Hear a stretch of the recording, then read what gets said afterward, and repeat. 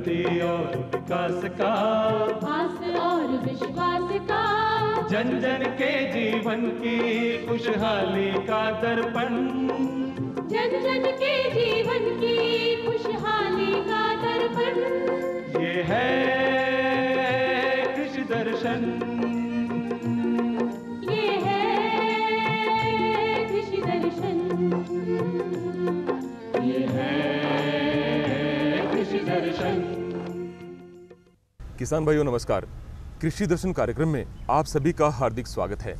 साथियों, हम जानते हैं इस समय प्रदेश में गर्मियों का दौर चल रहा है और ऐसे में हमारे प्रदेश के बहुत सारे किसान भाई अपने खेतों में गर्मियों की जुताई करते हैं। गर्मियों की जुताई के वैसे तो बहुत से फायदे हैं, लेकिन जो सबसे बड़ा फायदा वो ये है, इस समय भूमि में मौजूद जो नुकसानदेह कीट और व्याधियों के जनक होते हैं वो उस तापमान पर नष्ट हो जाते हैं। और साथ ही साथ आने वाले समय में जब मानसून की बरसात होती है तब आपको खेत तैयार मिलते हैं। और इतना ही नहीं, जब मानसून की बरसात होती है तो इन भूमियों में जल ग्रहण क्षमता भी बढ़ जाती है, जो कि लंबे समय तक आपकी फसलों को नमी उपलब्ध कराती है, जिससे उत्पादन बढ़ता है और साथ ही साथ किसानों को आर्थिक लाभ भी मिलता है।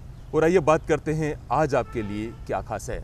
साथियों, आज हम आपको कृषि में संचार क्रांति एवं तकनीक का क्या महत्व है इसके बारे में जानकारी देंगे, लेकिन इससे पहले देखते हैं खबरें खेती की।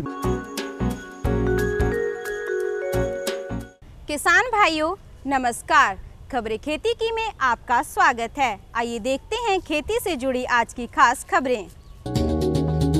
केंद्रीय कृषि राज्य मंत्री ने कहा, एफपीओ से किसानों को मिलेगी मजबूती। 285 सहकारी समितियों में खुलेंगे कस्टम हायरिंग सेंटर। किसानों को सौर ऊर्जा पंप संयंत्र पर मिलेगा 60% अनुदान। बेर की खेती को बना सकते हैं कमाई का जरिया। और कृषि वैज्ञानिकों ने विकसित की प्याज की नई किस्म। केंद्रीय कृषि राज्य मंत्री कैलाश चौधरी ने कहा कि एफपीओ गठन से किसान आर्थिक रूप से मजबूत हो रहे हैं। केंद्रीय कृषि राज्य मंत्री कैलाश चौधरी ने जयपुर में एफपीओ और सीबीबीओ के क्षेत्रीय सम्मेलन को संबोधित किया। इस सम्मेलन में गोवा, महाराष्ट्र, गुजरात और राजस्थान के एफपीओ और सीबीबीओ से जुड़े लोगों ने भाग लिया। उन्होंने कहा कि किसानों की आय बढ़ोतरी के लिए केंद्र सरकार हर संभव प्रयास कर रही है।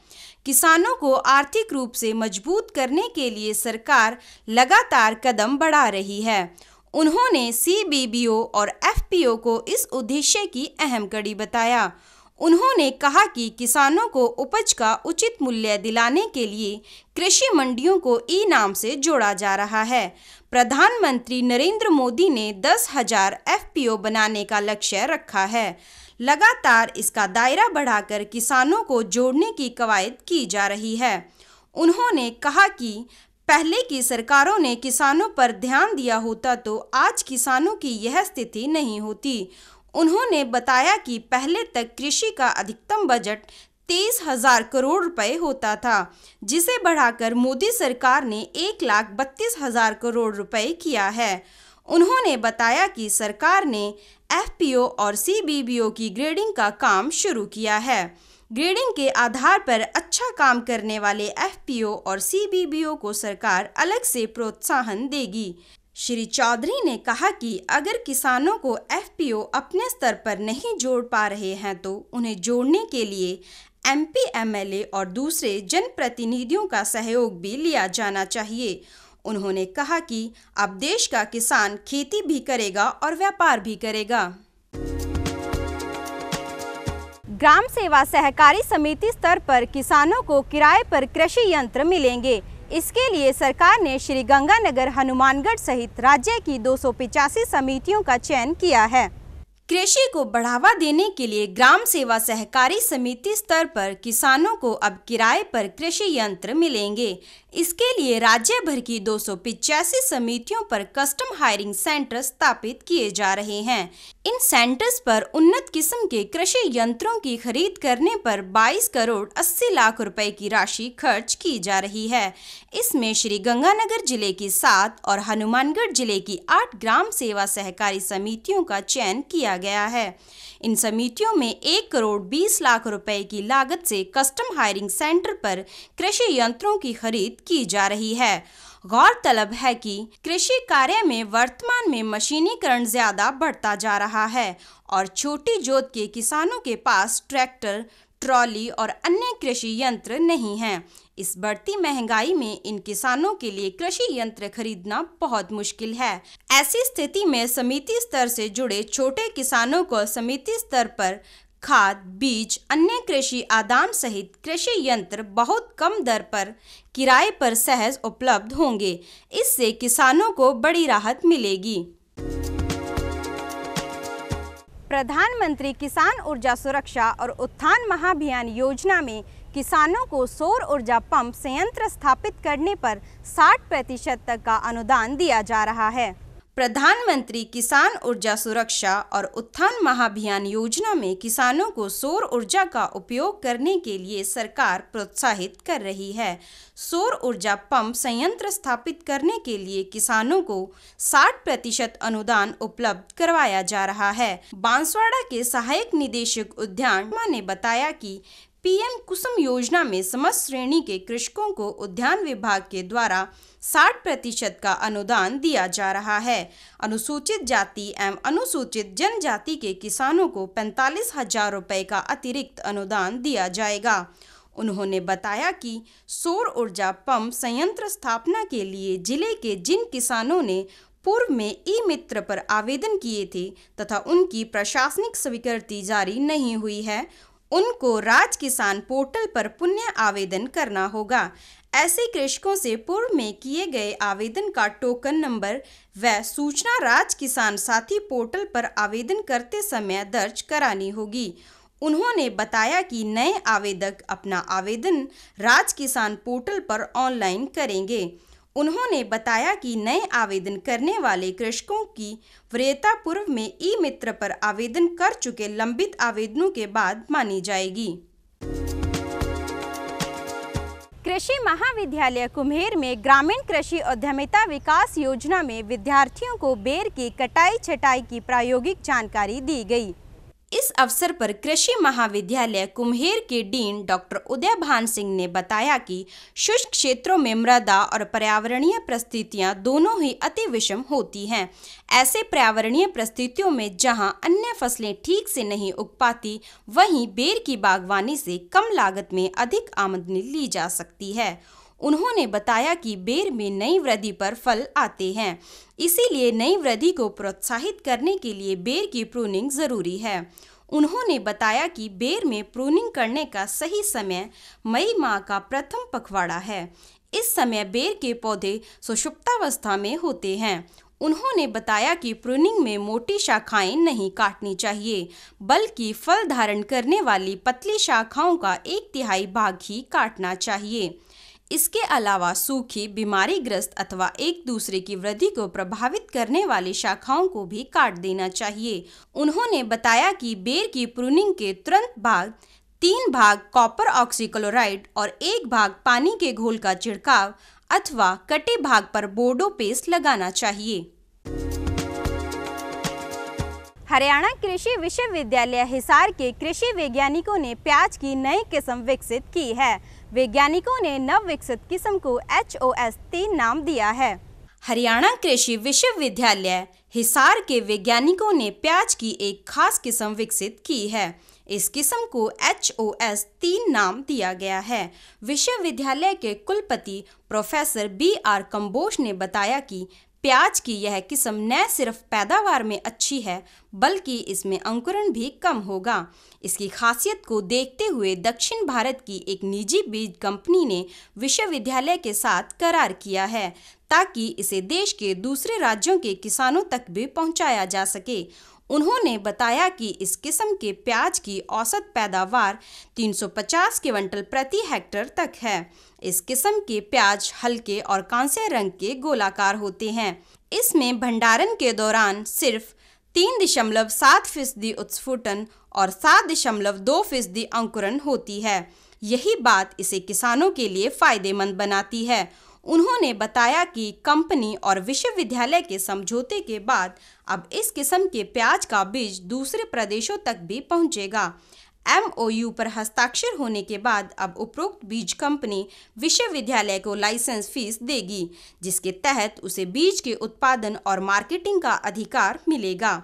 उन्होंने बताया कि किसान अगले साल से ही प्याज की नई किस्म HOS 3 के बीज प्राप्त कर सकेंगे। किसान भाइयों, खबरें खेती की में आज इतना ही। आप देखते रहिए कृषि दर्शन। नमस्कार। कार्यक्रम में फिर से आप सभी का हार्दिक स्वागत है।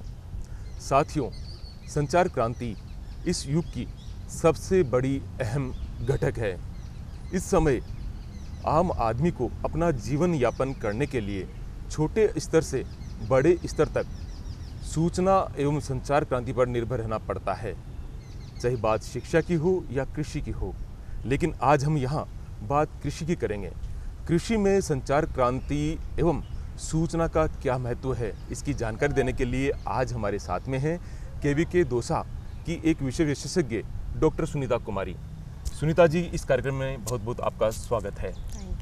सबसे पहले सुनीता जी, हम आपसे ये जानना चाहेंगे कि कृषि में संचार एवं सूचना तकनीक का क्या महत्व है, इसको अपनाकर हमारे किसान भाई कृषि एवं पशुपालन से किस प्रकार से लाभ प्राप्त कर सकते हैं।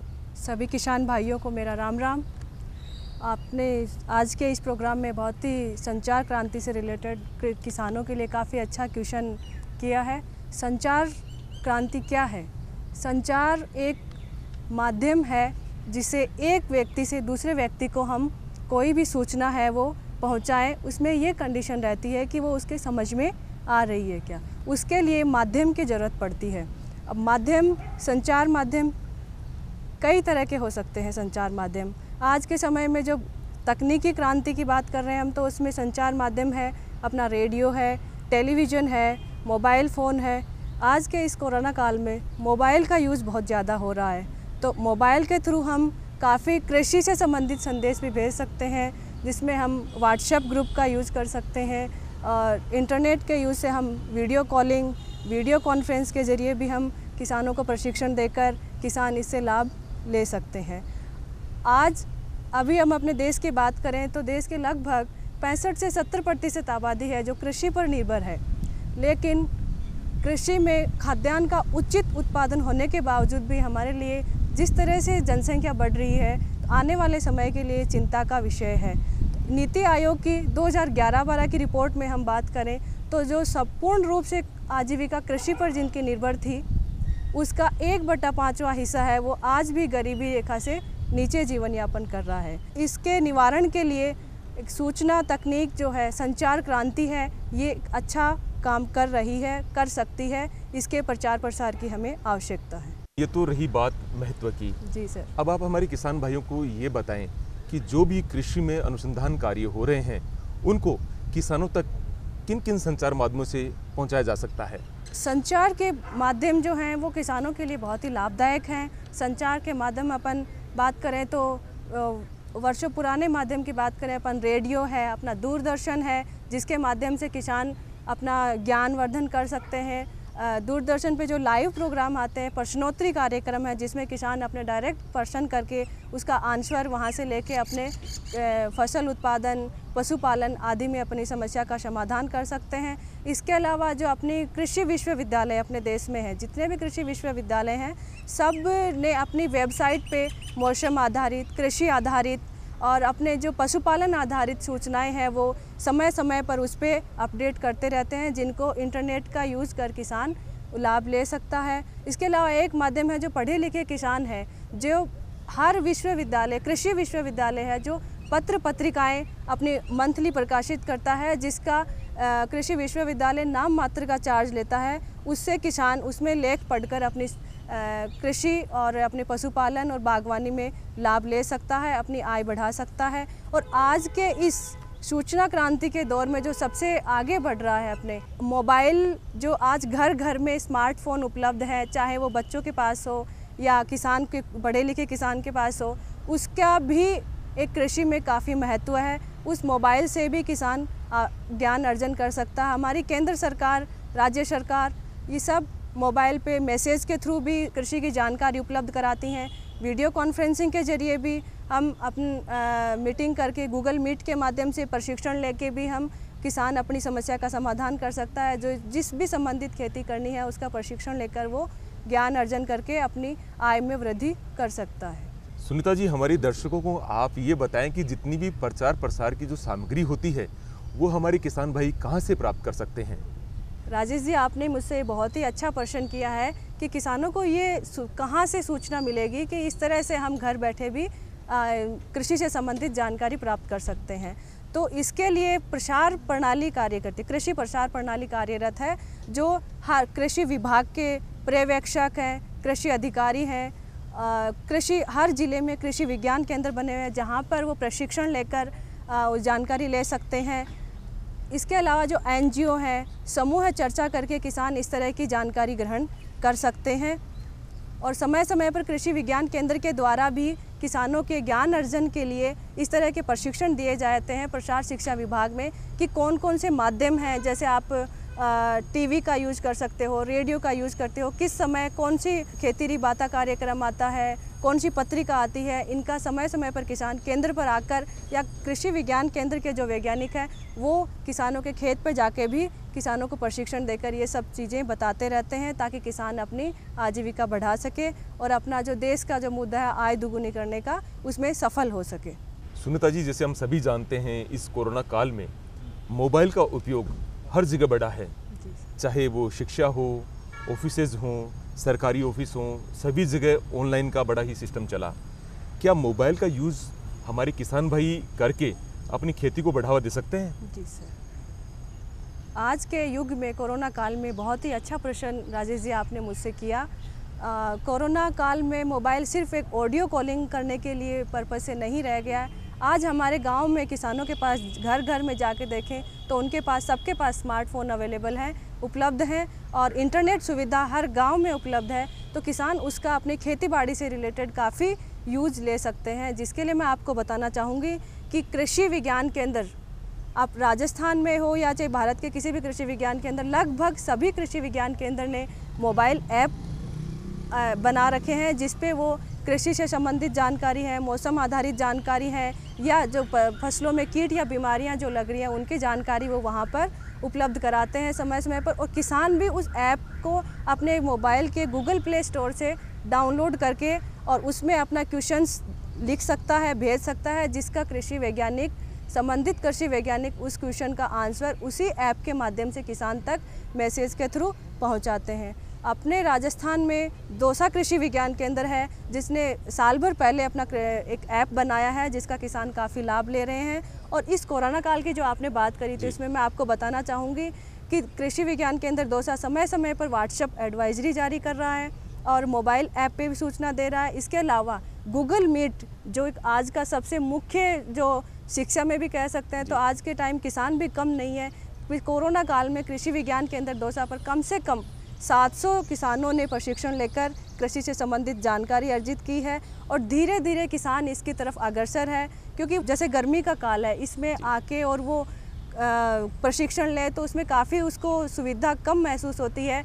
बस में आने का, जाने का किराया लगता है, समय भी ज़्यादा खर्च होता है, तो वो भी यही चाह रहा है कि मैं घर बैठे गूगल मीट या जूम के माध्यम से ही प्रशिक्षण ग्रहण कर लूँ। सुनीता जी, हमारे दर्शकों को ये बताएं कि संचार क्रांति के लिए सरकार क्या क्या नए कदम उठा रही हैं और इनसे किसानों को किस तरह लाभ मिलेगा? विश्व बैंक और कृषि अनुसंधानों ने अपने सहयोग से कृषि में नवाचारों को प्रचार प्रसार के लिए काफ़ी संचार क्रांति का महत्वपूर्ण योगदान दिया है।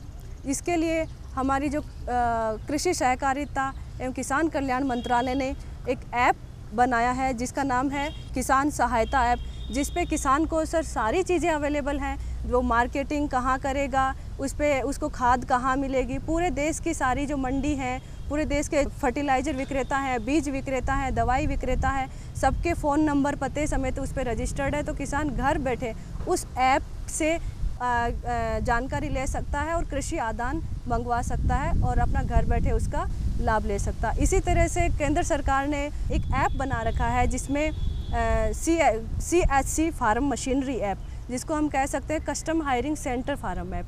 तो उस फार्म ऐप लगभग केंद्र सरकार ने अपने भारत के अंदर 40,000 ऐप बना रख सकते हैं। किसान CHC सेंटर से ट्रैक्टर और फार्म मशीनरी है वो ऑनलाइन बुक करके अपने घर पे मंगवा सकता है और यूज होने के बाद उसका अपना फ़ायदा ले सकता है। इसी तरह से एक है कोरोना काल में किसान रथ मोबाइल ऐप, जो स्पेशली कोरोना काल के लिए अवेलेबल कराया गया था कि किसान अपनी मंडी में सामान बेचने में जाने में असमर्थ था, तो इसमें ट्रैक्टर अपने ट्रांसपोर्टेशन वाले भी अपने रजिस्टर्ड करवा सकते हैं। आज के टाइम अपन प्रेजेंट की बात करें तो लगभग उसमें 6 लाख के आसपास ट्रांसपोर्टेशन के ट्रक वगैरह ये ट्रांसपोर्टेशन के साधन अवेलेबल हैं। तो किसान उस पर फ़ोन करके, कॉल करके या ऐप में रजिस्टर्ड करके अपना परिवहन का साधन मंगवा सकता है और अपना जो माल है, चाहे अनाज हो या सब्जी हो, कुछ भी हो, वो उस पर भेज सकता है। तो ये भी किसानों को कोरोना काल में अपनी सरकार ने सुविधा दी है। सुनीता जी, आपने एक बहुत अच्छा बताया कि सरकार क्या क्या कर रही है किसानों के लिए, लेकिन ये भी जानना बहुत ज़रूरी है कि कृषि में संचार क्रांति और सूचना तकनीक आने से देश में क्या बदलाव आएगा? जी, कृषि और सूचना क्रांति की जब बात कर रहे हैं अपन, तो इससे अपना एक तो एग्रीकल्चर है, उसका जो तकनीकी रूप से जो बदलाव है काफ़ी आए हैं।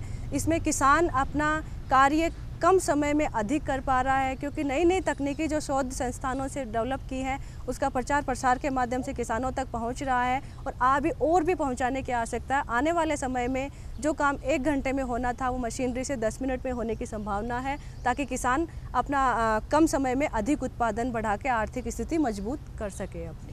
साथियों, जैसा कि आज डॉक्टर सुनीता जी ने हमें बताया कि कृषि में संचार क्रांति और तकनीक आने से किसानों को क्या क्या फ़ायदे मिलते हैं, और ये बात सही भी है।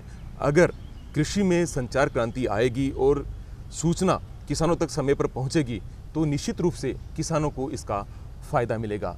सुनीता जी, आज आप हमारे कार्यक्रम पधारे, इसके लिए आपका बहुत बहुत धन्यवाद। साथियों, आज का कार्यक्रम आपको बहुत पसंद आया होगा। इस कार्यक्रम से जुड़े हुए कोई सुझाव आपके पास हैं तो आप हमें इस पते पर लिख भेजें। इसके लिए हमारा पता है कृषि दर्शन, DD राजस्थान, दूरदर्शन केंद्र, झालाना डोंगरी, जयपुर, राजस्थान। आप हमें ईमेल भी कर सकते हैं krishidarshanjaipur@gmail.com। तो किसान भाइयों, आज के लिए बस इतना ही। फिर आपसे मुलाकात होगी एक नई जानकारी के साथ में। तब तक के लिए हमें आज्ञा दीजिए। जय किसान, जय राजस्थान, जय भारत।